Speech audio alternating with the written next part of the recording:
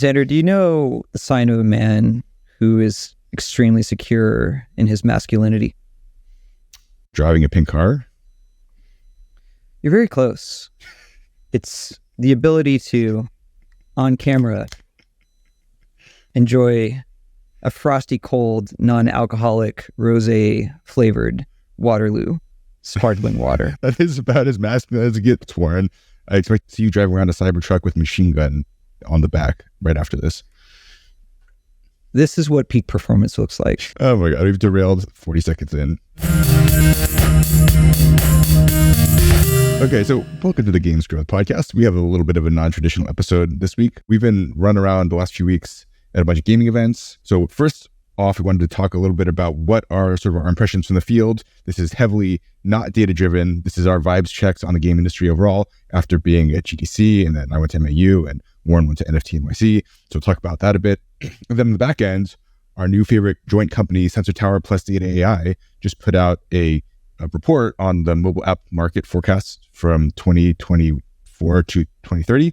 And we're just going to do a little bit of review about that, talk through some of the data there, give our really incisive insights, and see where we go from there. Yeah, so you could call this just like a pulse of the industry episode. Some qualitative and some quantitative that we're going to dig into today. But there's a lot going on, and it has felt like a lively year for the industry, especially compared to the last two. It feels hard to keep up sometimes, so let's dig in. Cool. So just first and foremost, talking about events, we did GDC a few weeks ago. GDC was as poppin' as it's been since COVID, really, and very, very lively. Mobile is roaring back, PC consoles here. Web3 is as strong as it's ever been, baby. Let's go. Bull market. And so it really seems like there's a lot of growth across the industry, huge turnout, ton of good side events, lots of energy. I mean, what was your takeaway from GDC, Warren? Yeah. And, for, I think, framing this, after GDC, Xander and I just kind of split forces last week, and I attended the Web3 event near where I live at NFT NYC, and Xander went to MAU, Mobile Apps Unlocked in Las Vegas.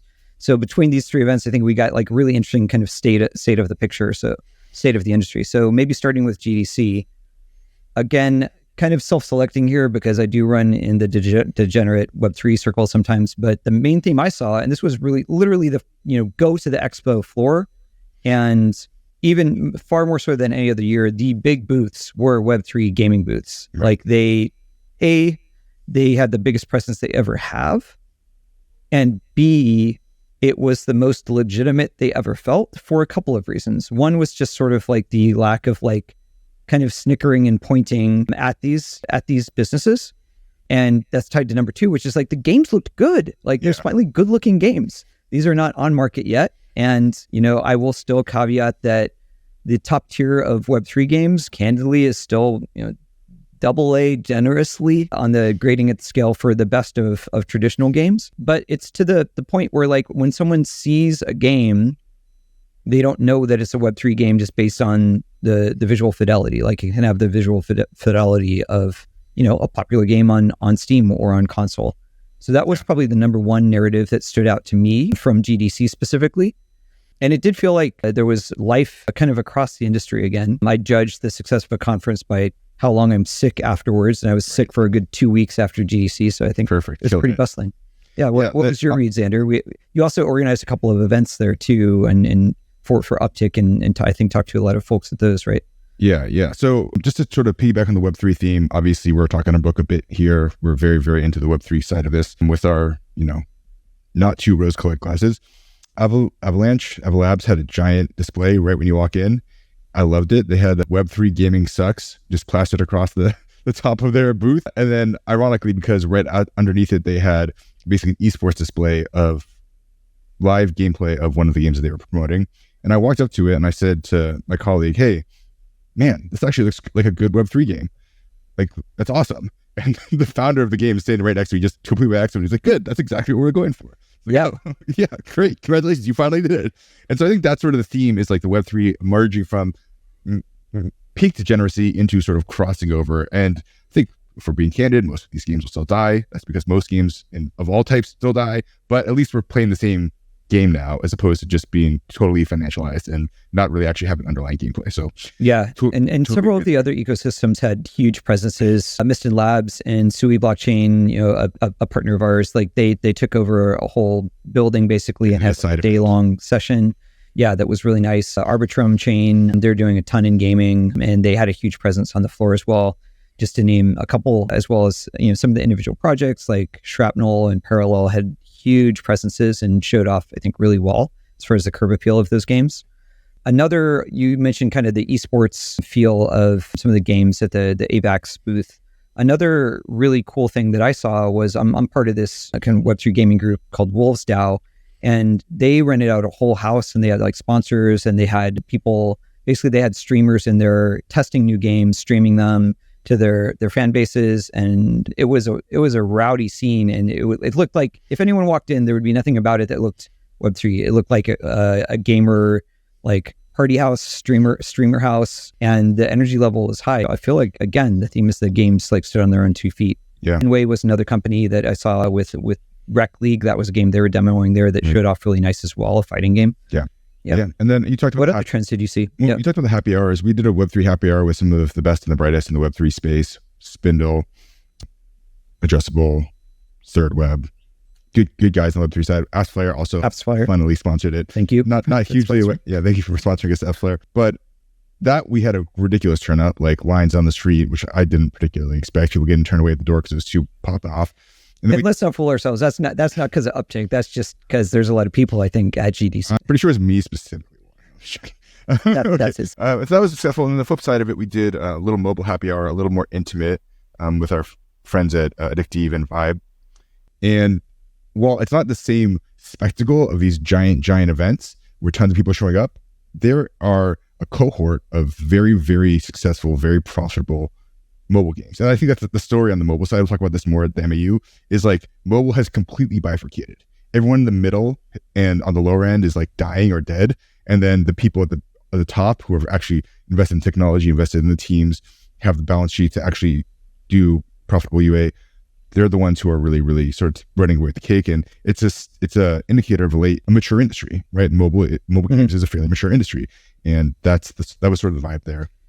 Yeah, Xander, you've kind of been beating this drum for a while, which is kind of like you feel like the middle is falling out of the market, meaning more specifically, you're either a titan that just dominates and completely owns a segment of the market, or you are small and nimble enough to be disruptive, but you can't really be any more of these companies that maybe generate, $100,000 a month off of a game that, is just kind of like floats in the middle. You kind of get eaten by those two sides. And of course there's exceptions. We work with good teams that are in that kind of middle range, but I think that's kind of the trend that you're identifying, right, Xander? Yeah, I've been saying the same thing. I only have like 3 takes and I just say them over and over again. Well, I think let's unpack that a little bit though. I think part of that too is because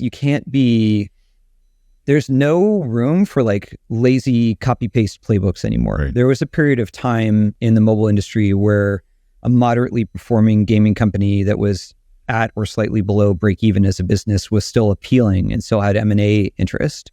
I mean, you could have like a lean B tier, growth function, as long as like there was like top line revenue growth, and your game didn't have to own the genre. It just like mobile itself was a young enough and speculative enough segment that there was demand for those companies. Right. But these days it feels like you either need to be innovating and doing something new, which we see a lot more. I know, Xander, I'm just going to pump your bags and your topics, like AI is enabling smaller teams to do more. I mean, we're seeing a lot of innovation on that front.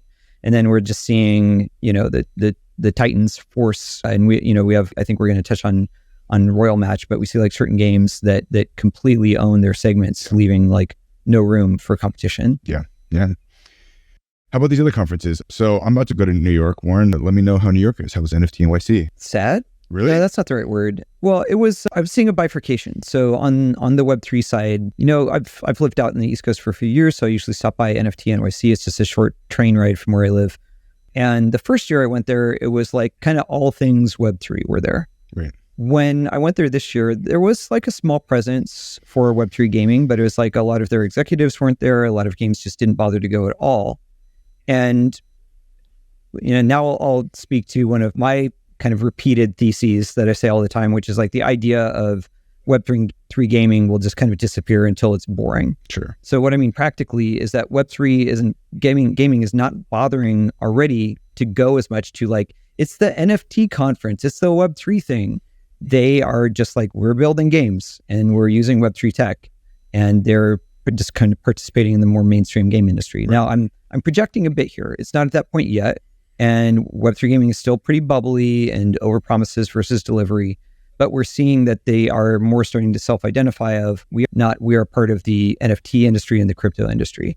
So that was the real thing that I felt being at NFT NYC and just sort of seeing like the slightly diminished presence of gaming as a kind of percentage of who's there. Right. Interesting. What did you see at the more mainstream free-to-play mobile side of things at MAU, Xander? Yeah, honestly, I think it's sort of the same vibe that I felt at GDC, where it really felt like they were sort of ramping back up from COVID, but it still seems sort of like muted. This one, it was like, we're back, baby. And I think that the theme that I articulated before is still remains true. Mobile is a bloodbath, right? Red ocean is red ocean. It can be, it's really hard for mid-tier companies to get into the space. Everyone's drawing the last blood from the stone, right? It's like, so all the vendors, where's the incremental revenue? How do, the MMPs have been on the market for a decade. You see that? They exist for decades. They're basically trying to get sold with the Adjust being the obvious exception where they've already been sold. But these companies are like, okay, we're 10 years into a VC cycle. How do we land this plane? And so I think that's a really big, important factor, at least for me. The flip side of it is that the behemoths, like we just talked about, are as big as ever, right? And because they have the tech, they have the scale, they have the expertise, they are driving increased revenue, increased performance, crowding out the noise. So, B and T tier games and companies aren't able to compete. And that's really it. That's the high end. And I mean, what kind of trends did you hear talked about the most this year? I mean, the last time I was at a mobile centric conference, I'd say tried and true, talking about pain on iOS and scan, people starting to think more actively about cross-platform and not mobile as an island. Are you still seeing these as major themes that are talked about in the mobile native segment, or any other topics that are newer that are popping up? Yeah, I would say nothing felt new. It felt like it's stable mobile. I saw Gotti at the event. Gotti's the CEO of Singular. I was like, how are you doing, Gotti? He's like, I feel like I'm in a time loop. And I was like, it's a pretty good way to put it. It feels like we're doing the same party that we did 10 years ago. But I think the difference is from the folks who are still in the industry, spirits are up. Businesses are largely doing well. If you've either died already or you're doing well. And I think, we're in steady state on MAU. This is different than we've been the last couple of years, where people have been really scrambling, right? Many of these companies were dying. Most people were not able to scale on their platforms. One of the things we'll talk about later as we dive into the Sensor Tower report is like metrics are all down. And now metrics they're not in free fall anymore. Maybe they're flat, or maybe they're even in many cases going up. I think that's the really important thing. Is like, okay, people are hiring. I've been seeing more of that in the mobile free-to-play segment. Yeah, I mean, last year around this time, it was a bloodbath. It was just like wave after wave of layoffs and repercussions across all segments of the industry. The ad networks, even the titans like Meta, Facebook Google were having massive layoffs, and then that on the game developer and game publisher side as well. Yeah. So that's definitely been a trend that I've seen too. Is just sort of like now people having multiple job offers, actively seeking talent, and almost no, knock on wood, like not the same level of like wave after wave of layoff announcements. And I think budgets are still tight, like across the board. Like these companies are having to rationalize their budgets, right? So I don't want to make it seem like it's all champagne and cocaine. But that being said, it seems like MAU is the place where people spend their money, right? A lot of these companies, it doesn't matter if you're a mobile game company, this is the place where you spend your marketing budget. And that was really felt at MAU in a way that I think the last couple of years have been a little more muted in the team. Yeah, I'll paraphrase a friend of ours, Mike, who's the CEO of Hip Games, one of our partners. He is always using the phrase, I have money, we have money to spend, we do not have money to lose. Yeah. And I would say that's kind of like the spirit of what I see in the mobile free-to-play sector right now. It's just sort of like we have ammunition, but we are like a little battered and bruised, and we've learned along the way, and we're way more surgical with how we invest our money right now. And it's good. I mean, we've talked about why this is. I mean, interest rates are a big piece of it. ATT is a big piece of it, but people have rationalized. And the industry was so fast and loose and high on free money for so long. Now Web3 and AI are the ones who are high on free money. Cool. Well, that's sort of our state of the industry. Any final thoughts here, Warren? It's a good and kind of overwhelming time to be in games. It feels like someone flipped one light switch on in the house and it turned on every light in the house at once. That's the feeling lately. So it's both exciting but exhausting right now. Yeah.